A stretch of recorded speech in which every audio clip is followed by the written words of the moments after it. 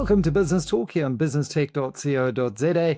Well, they say the best time to plant a tree was 20 years ago, and the second best time is today.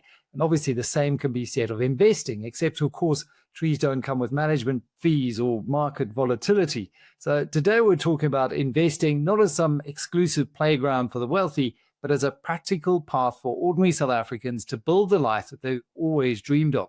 Joining me is Sherwin Govender, Business Development Manager at Glacier by Sanlam, and we're going to unpack how to start. It's always daunting at first, the mistakes to avoid, and why it's less about chasing unicorns and more about avoiding donkeys in the portfolio. Sherwin, great to have you with us today. Let's just start with the perception out there. And I think many South Africans still see investing as the preserve of the wealthy, the old money makes money cliche. Why is this actually the wrong perspective that so many people have? So that's actually a very good question, because if you think about it, right, they say money can't buy happiness, but unfortunately it pays for everything else. And individuals really only have three sources when it comes to paying for things, right? First source is obviously your income, what you do for a living, the money that comes into your bank account on a monthly basis. And more often than not, there's certain big ticket items that go beyond what your income can afford at any given time. So then the other alternative is I can take out debts to service the big ticket items. So I need a home. I'm going to have to take a home loan to buy that, or a car. And those are the two prime examples. But what people fail to realize, or what people fail to conceptualize, is that the third alternative is your savings. And unfortunately, from a South African perspective, we have some of the worst saving rates in the world. And it really comes down to the fact that most South Africans would say, you know what, I cannot afford to save. I cannot afford to invest. But investing isn't something that is specific to the type of income that you have. It is just the percentage of that income that you actually put away. Because if we become too reliant on debt, the huge consequence of debt is that it eats more and more into our monthly income, which is a direct effect on our general lifestyle. So if I can get to a situation where I am taking the big ticket items from my savings, I can keep my day-to-day lifestyle or my month-to-month lifestyle much more consistent. Yeah, it's such a good point. And I also think when you look at the numbers, recently the GDP figures came out, and what are we spending on entertainment? Over 50% is spent on gambling. And people say, but Michael, I don't have enough money to save. Yet we can go out and we can spend money on the lotto and gambling. And I think the financial industry has a huge opportunity to broaden the education of South Africans, to say, right, you shouldn't be wasting your money on gambling. You should be taking that 200-300 rand a month, putting it into, I don't know, an ETF or something. There is a way to build wealth, and there is actually no excuse. So what are the first steps? What are those first steps for South Africans who want to turn their dream life into their real life? The very important first step is to start to actualize your goals and your dreams. Because a lot of the times, like I'm glad you brought up the gambling thing, because the gambling thing speaks directly to this.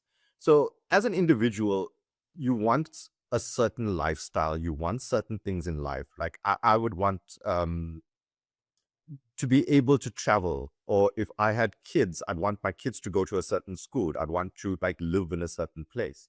Now, the gambling aspect of it comes into play where I need the money to afford those things that I want. And in my mind, if I keep playing the lotto, someday I could possibly win the lotto, and then my problems are instantly solved. Now, the problem with that is the probability of it happening. So the probability of me winning the lotto is minuscule. If I'm gambling on the horses, the probability gets a little lower, but it's still very far out. And the risks are actually much, much higher the more deeper into this I'm going to get. What people need to know is that there is another option out there that increases the probability of that happening substantially. And that's where the savings comes in. So from a step number one, I need to actualize what my goals are, and I need to make it realistic. So I need to look at, let's look at me, for example. I live in a certain area and I want to live in a better area, and the properties there are like 2 to 3 times the value of my current property. Now, I can achieve that. All I need to do is speak to somebody that can crunch the numbers for me, and they're going to tell me, okay, Sherwin, if you really want to do this, we're going to put together a savings plan that's going to give you 25% deposit, and it's going to happen in X amount of years. And as long as I can keep to that plan, I can actualize that dream.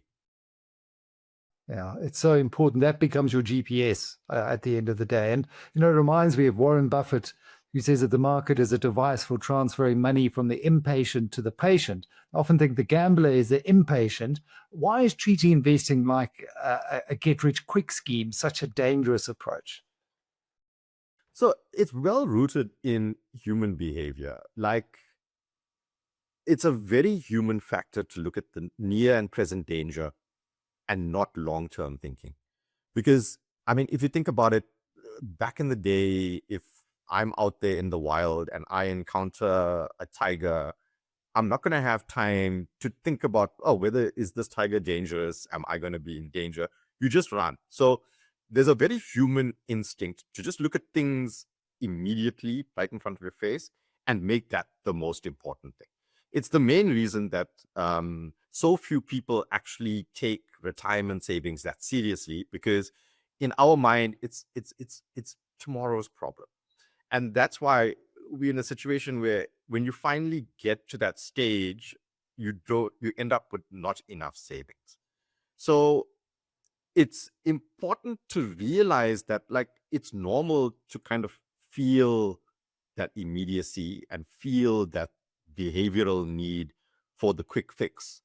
But if you can be aware of it and if you can manage it, then it provides you with so much of benefit in the long run, and not from just a tangible perspective, because the number one stress that everyone faces, I mean, it's also the number one reason people get divorced, is financial pressures and financial stresses.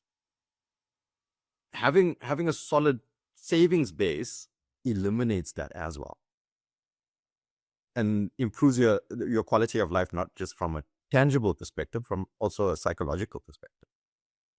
And I think, that inability to put ourselves into the future, I see it all the time when, you've got friends who they earn a certain salary, they might get a slight bump. So they say, right, what can I now afford at the max in terms of a new car?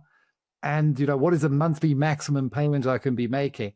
And they fail to realize that I'm going to have to be doing this for 5, 6, people often take it over 7 years. And what does that do to your monthly income for the next 7 years? You're taking that big chunk out, which is money that could have been put into savings. Maybe you downgrade on the car a little bit, put a bit more away every month, and you can buy a car cash after a few more years and not have to put yourself in that position, as you were saying earlier. What are some of the other common mistakes that you see investors making when they first set out on this journey that hopefully you can share with us so they don't have to pay the school fees on? The people that actually are affected the most are the higher income earners. A dealership's best friend is a newly qualified professional graduates. They love the engineers, they love the accountants, they especially love the doctors, because there's a certain point in all of their careers where you stop being like the intern kind of job, and then there's a huge spike in your income. And the first place they usually go is the car dealerships. So I actually crunched some numbers recently, and a very, very, very popular German brand of car, and not not necessarily the entry level, but like that kind of mid-level car. Today, if I buy it on finance for a 5-year period, I'm going to end up paying close to 1.5 million rand just to pay that car in that 5 years. And it's structured in such a way that it would seem so affordable. It's like, oh, it's actually not that much compared to the salary I'm earning. But I started asking myself the question. I mean, when I was 25, I was in that space, like your career starting to take off, your income's quite considerably higher. And I was going around those dealerships. So now I'm thinking about the 25-year-old finance graduate today that's going and taking that car.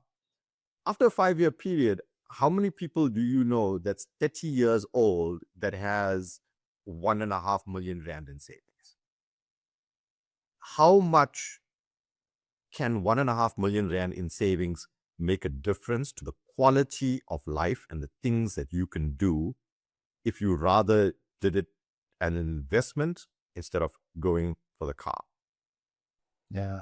If only we took the time out to resist that urge to keep up with the Joneses and to act almost impulsively. Because I think when you do sit down and you maybe get back into like your window of tolerance and you're looking at things dispassionately, you realize that you are making the wrong decision. But we sometimes need to have a financial advisor, I think, pull us away from those impulses and urges. Now, I know Glacier positions itself as helping investors balance stability with aspiration, because at the same time, you've got to live. I mean, we completely understand that. I'm no advocate for saying you don't go out and drink a coffee every day. Avoiding the all eggs in one basket trap. How do you still reach for those long-term returns? How do you practically achieve that balance for your clients? So it comes down to having proper planning. And also, I think as a starting point, it's about getting the mindset to it.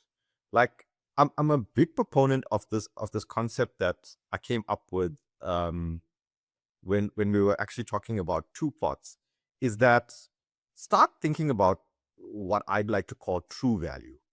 Like, what do you really get out of something? Because if I can start getting my goals into place, I can start like envisaging a future and a life for myself. What's the next step? So the next step is interrogate each of those things and look at what's the true value you get from something. So let's take an actual example that I came across during the talk that I did on two pots. Someone wanted to take out a 2-pot withdrawal because they wanted to have a huge birthday party for their 40th. Like they wanted to have like this insane kind of bash. And then I said, like, okay, like park that there. And then I said, if you do that, what are you giving up? So at the time it was a 2-pot withdrawal. So it was giving up a certain amount of monthly income when you're retired, and we could actually put numbers to it.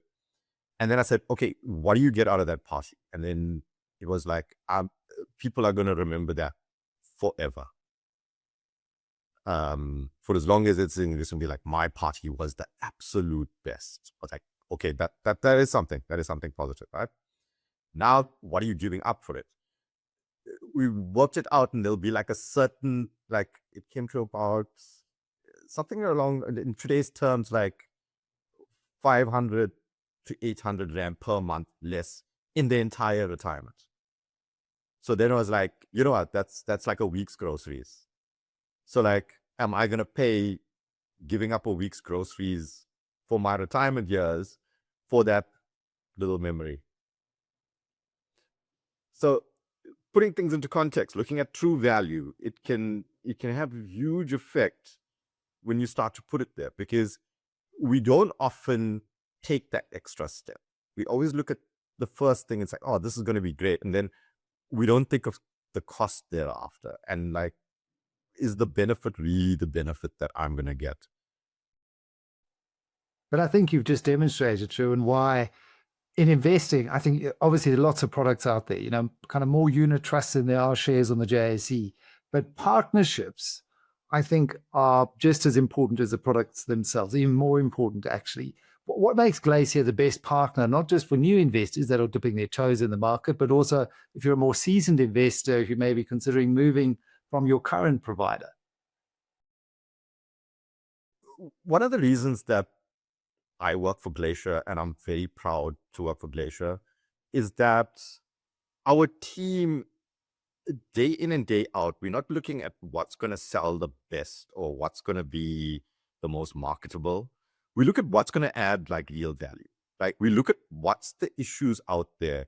Like we spend years trying to solve the retirement issue. We spend years looking at, like, why are those savings rates so low? What can we do from a research perspective, from an academic perspective, to create the tool set that people need in order to get from one to the other? And the other major thing is that we will always be an intermediated business, because what we realized is that the key, because investments are complicated, and it's not something that like just someone off the street can just handle or grasp conceptually easily. So you need somebody that knows the ins and outs, that's educated on the ins and outs, to guide you and put you in the right place and build things around for you. And the thing with Glacier is that we literally have the biggest toolkit out of any other investment business in South Africa. I mean, it's somewhere around 1,300 or 1,400 different unit trusts across the board. And that's considerably more than any of the other businesses. And then we've got all of the solutions that are tailor-made from a tax perspective, from an accessibility perspective, in order to make sure that we can construct something that is customized, bespoke, and relevant for all clients. You're reminding me, Sherwin, of my trusty Land Cruiser 76 series. And while, I've got friends who may go for the German soccer mom SUV, I say, come to the Namaqualand with me. And they can't, because they don't have the diff locks, they don't have the tools to go anywhere and everywhere. And I think, if you forgive me, Sanlam Glacier is that robust, reliable, go anywhere provider of these products and services. And obviously, if you want to start building that future, you've got to start today. And I think the best way to predict your own future is by finding the right partner. So Sherwin Govender, Business Development Manager at Glacier, thanks so much for sharing a bit of those insights. As they always say, time in the market beats time in the market every single day of the week. Thanks for your time. Perfect. My absolute pleasure.